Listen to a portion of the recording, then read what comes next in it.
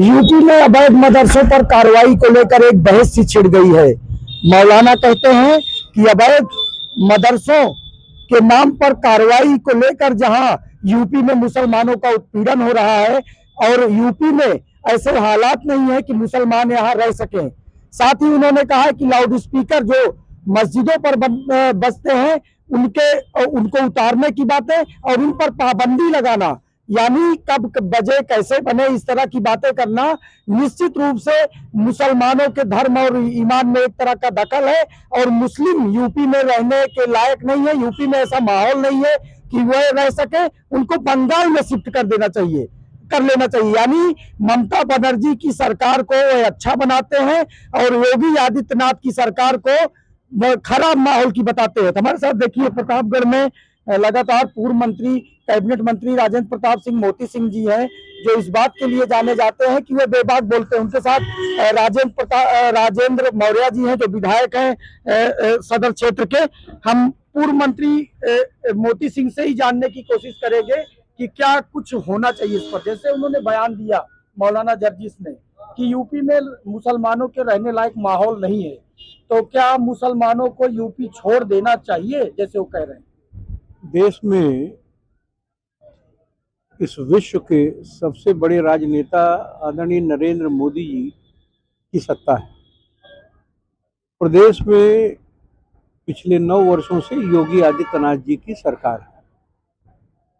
मैं खुद भारतीय जनता पार्टी का कार्यकर्ता हूँ। मोदी जी जब 2014 में देश के प्रधानमंत्री हुए तो उनका पहला नारा था सबका साथ सबका विकास। सबका साथ अगर है तो उसमें मौलाना साहब जिनका आपने जिक्र किया वो भी उसमें आते हैं। मंदिर और मस्जिद दोनों के लाउड स्पीकर को एक पैमाने पर प्रदेश की सरकार ने रखा और जो एक निर्धारित आवाज लाउड स्पीकर की इन इबादत घरों और पूजा घरों पर होना चाहिए उसकी अनुमति दी।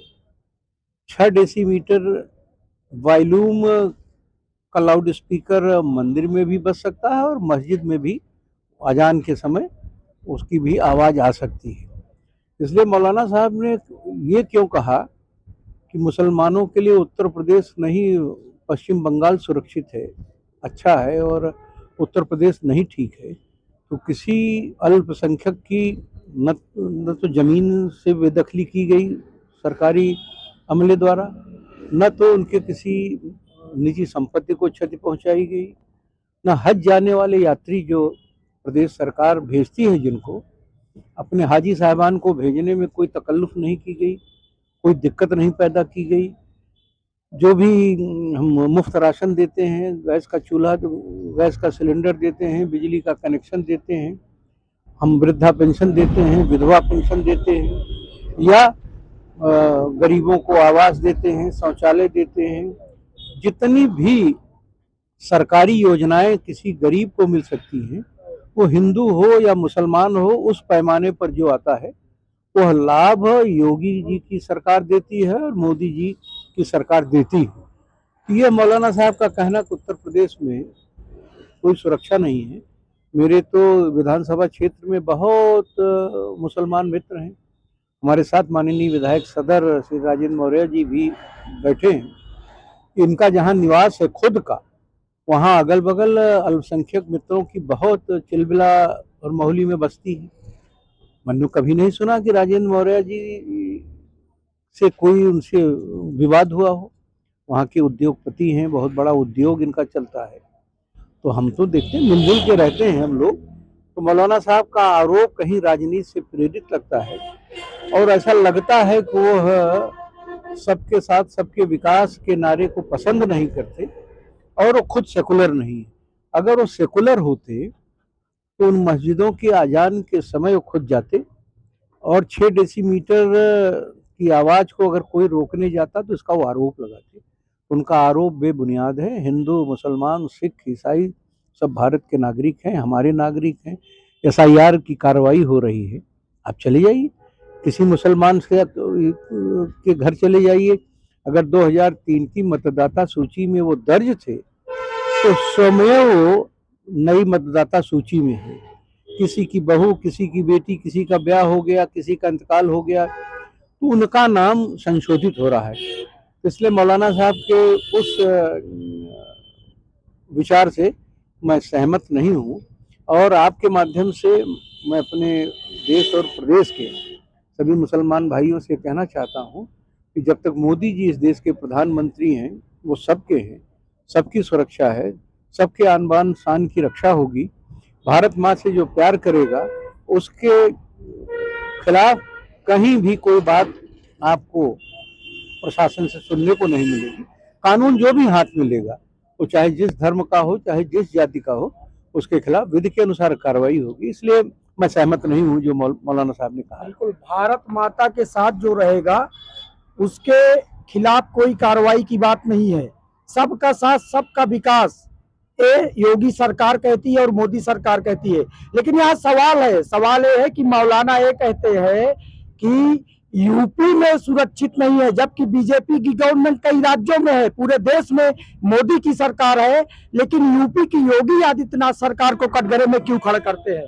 विधायक जी, आप अब इसी से प्रतिबिंबित होता है, क्योंकि मानसिकता क्या है समाज में, अपने विशेष वर्ग में वो जो है स्थिति को बिगाड़ने का काम कर रहे हैं। इस तरह का उनके गलत बयानबाजी निश्चित रूप से दुर्भाग्यपूर्ण है। मैं उसकी भर्त्सना करता हूँ और सभी उन समुदाय वालों से अपील करता हूँ कि जो आदरणीय प्रधानमंत्री, जो हमारे मुख्यमंत्री जी की भावना है, जैसे मंत्री जी ने कहा सबका साथ सबका विकास, कहीं से भी आपको यह पक्षपातपूर्ण नहीं है। मुसलमानों के लिए योगी आदित्यनाथ की सरकार को बेहतर मानते हैं कि पश्चिम बंगाल की? निश्चित रूप से हमारे यशस्वी मुख्यमंत्री जी के नेतृत्व में जो हमारी सरकार उत्तर प्रदेश चल रही है, ये रोल मॉडल है। पूरे देश में ऐसे ही शासन सुशासन चलाया जाना चाहिए। जो देश के लिए, प्रदेश के लिए विघटनकारी हो, उनके इरादे देश के विपरीत विचारधारा के हैं, तो उनको दंडात्मक कार्रवाई होनी चाहिए। मैं उसका समर्थन करता हूँ। देखिए, बिल्कुल, पूर्व मंत्री कैबिनेट राजेंद्र प्रताप सिंह मोती सिंह जी और सदर विधायक राजेंद्र मौर्य जो बीजेपी के वरिष्ठ नेता हैं, और पूर्व मंत्री ने देखिए किस तरह से ऐसा कहा कि सबका साथ सबका विकास। तमाम उदाहरण दिए गए जो योगी और मोदी सरकार की कोशिश रहती है कि सबका साथ सबका विकास और सबके साथ हो कार्रवाइयां हो, जो कार्रवाइयां होना चाहिए। यानी भारत माता के साथ जो खड़ा है वो पूरे देश के साथ खड़ा है, और देश में मोदी सरकार है और यूपी में योगी आदित्यनाथ की सरकार है। डबल इंजन की सरकार लगातार सबके विकास के लिए अग्रसर है, ऐसा कैबिनेट मंत्री भी कहते हैं। मौलाना को ऐसे बयानों से बचना चाहिए। ऐसे बयानों से निश्चित रूप से धर्म में जहां विभेद पैदा होता है, वहीं राष्ट्र में भी एक असुरक्षा और अशांति और तमाम ऐसी बातें सामने आती है जो देश के लिए हितकर नहीं होती। प्रतापगढ़ से शिव मोहन शुक्ला, इंडिया न्यूज।